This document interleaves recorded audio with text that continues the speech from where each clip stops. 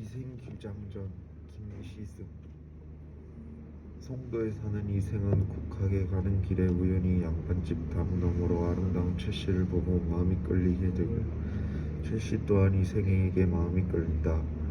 담을 넘은 이생은 최씨와 만나고 서로의 마음을 확인한 두 사람은 며칠을 함께 보내게 됐다. 어느 날 이생이 최씨에게 말했다. 옛 성인의 말씀에 어버이가 계시면 나가 놀더라고 반드시 가는 곳을 구해야 한다고 했소. 그런데 지금 나는 부모님께 아침 저녁 인사를 드리지 못한 채 벌써 사흘이나 가는구려. 분명 부모님께서는 문간에 기대어 나를 기다리실 것이니 이 어찌 자식된 도리라 하겠소. 최씨는 서운해하면서도 고개를 끄덕였다. 그러고는 이생이 담을 넘어 돌아가게 해주었다. 이생은 그 뒤부터 밤마다 최씨를 찾아가지 않는 날이 없었다. 어느 날 저녁에 이생의 아버지가 아들에게 물었다. 네가 아침에 집을 나갔다가 저녁에 돌아오는 것은 옛 성인이 남기신 인의의 가르침을 배우려는 것이다. 그런데 요즘은 황혼역에 나갔다가 새벽에야 돌아오니 이게 어찌 된 일이냐. 분명 경박한 놈들의 행실을 배워 남의 집 담장을 넘어가서 누구네 집 교수와 정을 통하고 다니는 것일 테지. 이 일이 탄로 나면 남들은 모두 내가 자식을 엄하게 가르치지 못한 탓이라고 책망할 것이다. 또 만일 그 교수가 지체 높은 집안의 딸이라면 필시 내 미친 짓 때문에 가문을 더럽히고 남의 집에 누를 끼치게 될 것이야.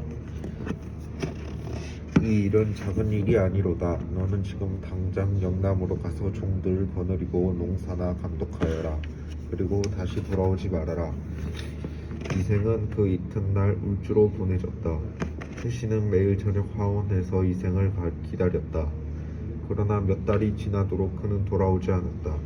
최씨는 이생이 병에 걸렸나 보다고 생각하여 향화를 시켜 이생의 이웃들에게 몰래 물어보게 하였다. 이웃집 사람은 이렇게 말하였다. 이 도령이 그 부친에게 죄를 지어 영남으로 내려간 지 이미 여러 달이 되었다오. 최씨는 그 말을 전해 듣고 병이 나서 자리에 눕게 되었다. 몸만 이리 뒤척할 뿐 일어나지도 못하고 물조차도 삼키기 어려운 지경에 이르렀다. 말도 두서가 없어지고 얼굴도 초췌해졌다. 최씨의 부모가 이상히 여겨 병의 증상을 물어보아도 최씨는 입을 다물고 아무 말도 하지 않았다. 그러던 중 최씨의 부모가 딸의 글상자를 들춰보다가 전에 이생이 최씨에게 화답한 시를 발견하게 되었다. 그들은 그제야 깜짝 놀라며 말하였다.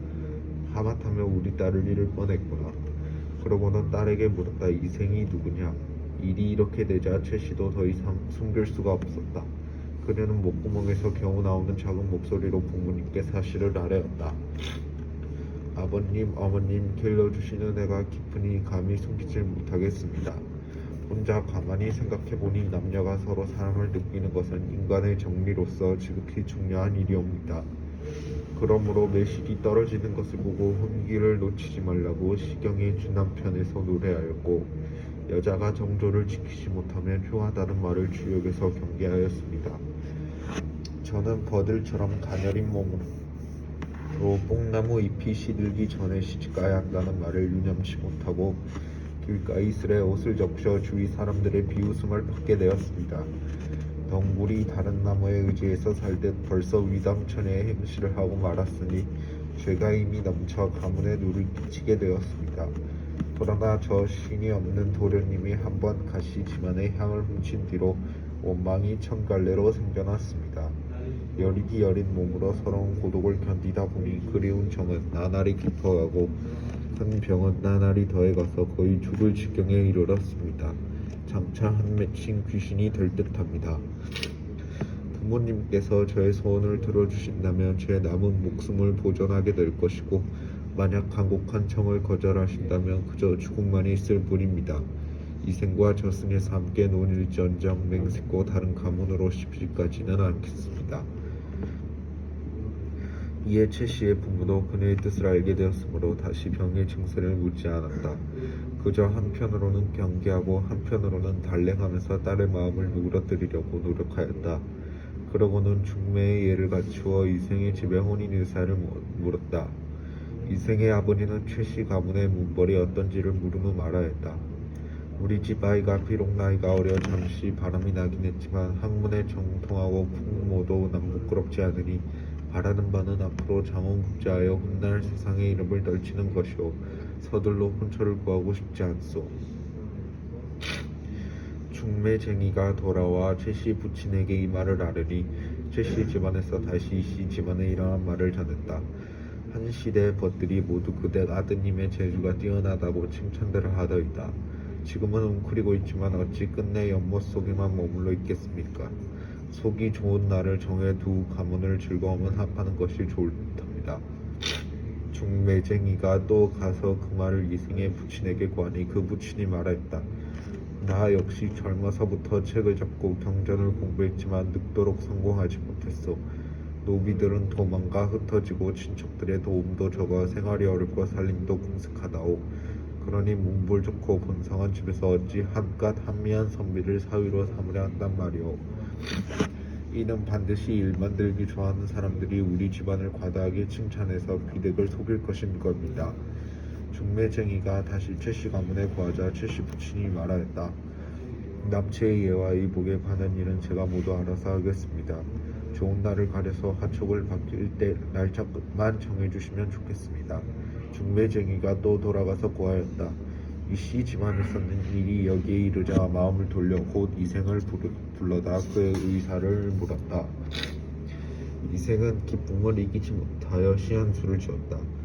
깨진 거울이 다시 합쳐져 둥글게 되는 것도 때가 있는 법. 은하수의 까막가치들이 아름다운 기약을 도와주었네. 이제 월한 와인이 붉은 실로 메어주리니 봄바람 불어도 두견새를 원망 마시오. 최씨는 이 소식을 듣고 병이 차츰 회복되었다. 그리고 그녀 역시 시한수를 지었다.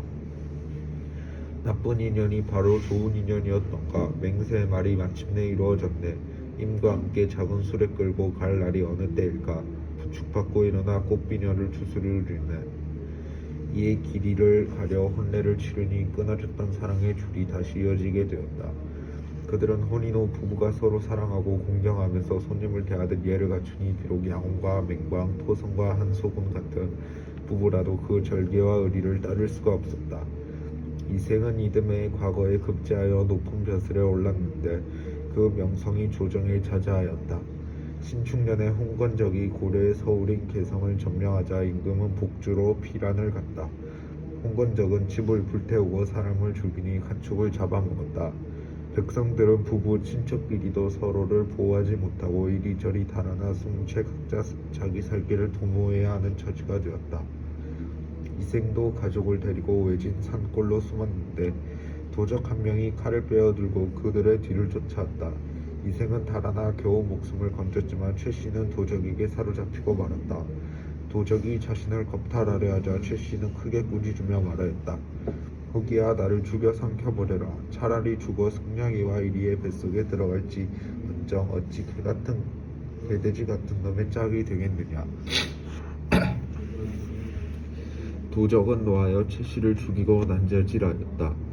이생은 거친 들판에 숨어서 겨우 목숨을 보전하다가 얼마 후 도적이 물러갔다는 소식을 듣고 부모님이 사시던 옛집을 찾아갔다.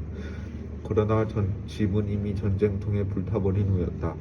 그래서 이번에는 최씨의 집으로 가보았더니 행랑채만 덩그러니 남아 황량한 가운데 쥐들이 찍찍대고 새들이 지저귀고 있었다. 이생은 슬픈 마음을 억누를 길이 없어 작은 누각에 올라가서 눈물을 훔치며 길게 탄식할 뿐이었다. 어느새 날이 저물었다. 그는 우두커니 홀로 앉아 지난 날을 가만히 떠올려 보았지만 모든 게 한바탕 꿈만 같았다. 이경쯤 되어 달빛이 희미한 빛을 토하며 들보를 비췄다. 그런데 회랑 끝에서 웬 발소리가 들려왔다. 그 소리는 멀리서부터 들려오더니 차츰 가까워졌다. 발소리가 이생 앞에 이르렀을 때 보니 바로 최씨였다. 이생은 그녀가 이미 죽은 것을 알고 있었지만 너무도 사랑하는 나머지 한치의 의심도 없이 물었다. 당신은 어디로 피란하여 목숨을 부지하였소? 최씨는 이생의 손을 잡고 한바탕 통곡하더니 그간의 사정을 이야기하기 시작했다. 저는 본디 양가의 딸로서 어려서부터 어버이의 가르침을 받들어 수놓기와 바느질에 힘쓰고 시소와 인의의 방도를 배울 뿐이었습니다. 오로지 규문의 법도만 알았을 뿐 어찌 집 밖의 일을 헤아릴 수 있었겠습니까? 그런데 당신께서 붉은 살구꽃이 핀 담장 안을 한번 엿보신 후 제가 스스로 푸른 바다에 구슬을 바쳤지요. 꽃 앞에서 한번 웃고는 평생의 은혜를 맺혔고 시장 안에서 다시 만났을 때에는 은정이 100년을 넘칠 것 같았지요. 말이 여기에 이르고 보니 슬프고 부끄러워 견딜 수가 없군요. 장차 평생을 함께하려고 하였는데 뜻밖의 행액을 만나 구덩이에 뒹굴게 될 줄 어찌 생각이나 했겠습니까? 그러나 저는 끝까지 짐승 같은 놈에게 몸을 내맡기지 않고 스스로 진흙탕에서 육신이 찢기는 길을 택하였지요. 그건 천성이 저절로 그렇게 한 것이지 인정으로야 차마 견딜 수 있는 일이 아니었답니다. 외진 산골짜기에서 당신과 헤어진 후로 짝을 잃고 홀로 날아가는 새의 신세가 된 것이 너무 한스러웠습니다. 집도 없어지고 부모님도 돌아가셨으니 고단한 혼백조차 의지할 곳이 없었지만 저리는 귀중하고 목숨은 가벼우니 쇠잔한 몸뚱이 일망정 지옥을 면한 것만으로도 다행이라 생각했지요.